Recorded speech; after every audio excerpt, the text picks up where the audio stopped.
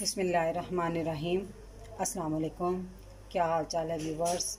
उम्मीद है आप सब खैरियत से होंगे। आज मैं जो रेसिपी शेयर कर रही हूँ वो आपके साथ वो पकौड़ों की है। मैं पुदीने में आज पकौड़े बना रही हूँ। ये बहुत ज़बरदस्त और क्रिस्पी और करारे बनते हैं। तो जो चीज़ें मैं ले रही हूँ ये हैं, एक प्याली भर कर मैंने बेसन लिया है, एक ही प्याली मैंने धनिया लिया है, उसको चॉप कर लिया है, एक ही प्याली मैंने पुदीना लिया है, उसको भी मैंने चॉप कर लिया और उसको अच्छे से सब चीज़ों को धोकर वॉश करके रखा है। 2 दरमियाने साइज़ के आलू लिए हैं, वो मैंने इस तरह काट लिए हैं। तो पानी में इसलिए डिप किए हुए ये काले ना हो। और एक अदद दरमियानी प्याज लिया है, उसको भी इस तरह काट लिया है। और मसालों में ये कि 1 चाय का चम्मच मैंने अनारदाना लिया है और एक छोटी मिर्च ली, उसको बारीक बारीक काट लिया है। ये ऑप्शन है, अगर बच्चे खा रहे हैं तो इसको स्किप कर दें। 1 चाय का चम्मच ज़ीरा, 1.5 चाय का चम्मच कुटा हुआ साबुत धनिया, इसको मतलब बिल्कुल साबुत नहीं, इसको थोड़ा सा क्रश कर लिया हुआ है मैंने। और 1 चाय का चम्मच नमक, नमक का बस ज़रूरत ले सकते हैं। एक कुटी हुई लाल मिर्च 1 चाय का चम्मच और सुरख मिर्च 1 चाय का चम्मच। मेरे चैनल को सब्सक्राइब करें और बेल के बटन को दबाएं ताकि मेरी हर नई आने वाली वीडियो आप देख सकें। मैंने एक बॉल लिया है, उसमें मैं सबसे पहले बेसन डालूंगी, फिर ये सारे मसाले,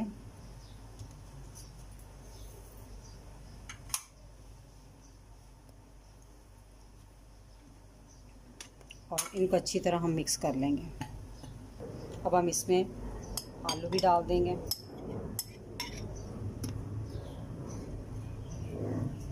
प्याज भी,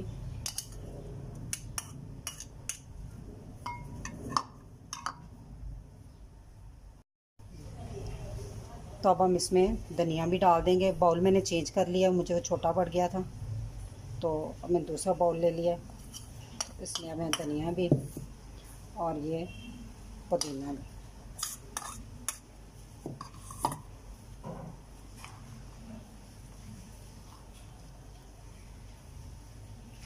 इसको हम अच्छे से मिक्स कर लेंगे।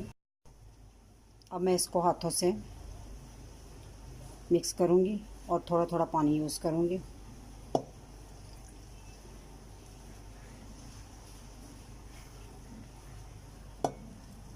थोड़ा थोड़ा पानी यूज़ करके आपने इसको मिक्स करना। मैंने इस तरह ना गाढ़ा सा मैंने बना कर ना इसको आधा घंटा रेस्ट के लिए छोड़ दूँगी। तो बाद में मज़ीद, क्योंकि आलू प्याज वगैरह ये अपना पानी छोड़ते हैं, तो इसके बाद अगर ज़रूरत हुई तो हम पानी थोड़ा सा ऐड करेंगे। और अगर मटीरियल में आपको बेसन कम लगे तो आप थोड़ा सा और डाल सकते हैं। मैंने भी 2 टेबलस्पून बेसन इसमें और डाला है। आधा घंटा हो गया मैं इसे रेस्ट दिए। देखिए मैंने पहले कितना थिक रखा था, अब देखें थोड़ा सॉफ्ट हो गया। तो अब हम इस मौके पे हम ना 1 चुटकी बेकिंग सोडा है मैंने वो डाल दिया ना। अब आपने जितना आपको ज़रूरत हो इसको पतला करने की उतना हम कर लेंगे। लेकिन इस वक्त इसको अच्छी तरह आपने मिक्स करना है। हम बस थोड़ा सा पानी डालेंगे और इसको अच्छी तरह मिक्स करेंगे। जितना अच्छी तरह ये मिक्स होगा उतने अच्छे पकोड़े बनते हैं। मैंने इसे 1-2 मिनट तक इस तरह अच्छी तरह इसको खूब हिलाया। तो अब ये हमारा बैटर जो है ना पकोड़ों का, ये तैयार है निकालने के लिए पकोड़े। तो अब हम चूल्हे पे तेल गरम करते हैं। तेल हमारा गरम हो गया है, इसको हम चेक करने के लिए पहले थोड़ा सा डाल के देखेंगे।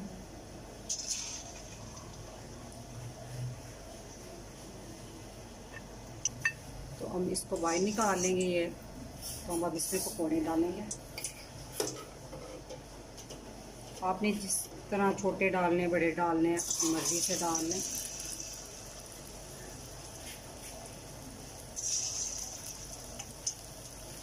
आँच पहले तेल फुल आँच पे गर्म करके फिर इसको दरमियानी आँच कर दें। पकौड़े जब भी कढ़ाई में डालें तो उसको फ़ौरन नहीं हिलाना चाहिए। 4-5 मिनट उसको टाइम दें, थोड़े सेट हो जाएं, फिर इसको पलटें।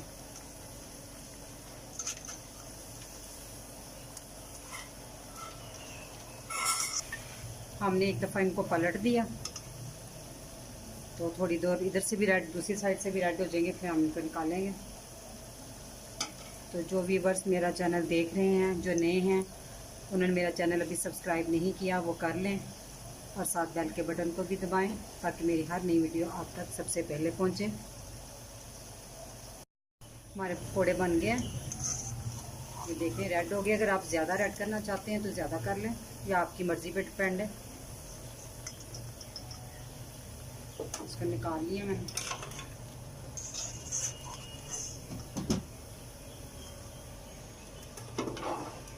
हम बाकी के भी डाल देते हैं।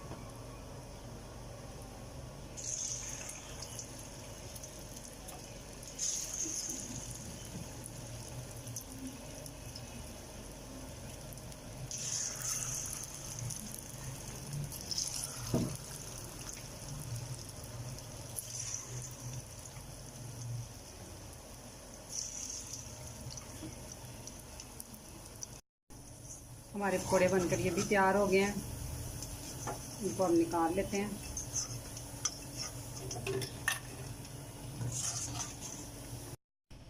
हमारे पुदीने वाले पकौड़े बनकर तैयार हैं। हमारी रेसिपी को ज़रूर ट्राई कीजिएगा, आपको पसंद आएगी। और इस दुआ के साथ मैं अब इजाज़त चाहूँगी कि अल्लाह ताला आप सबको खुश रखे और मुझे अपनी दुआ में याद रखिएगा। अल्लाह हाफिज़।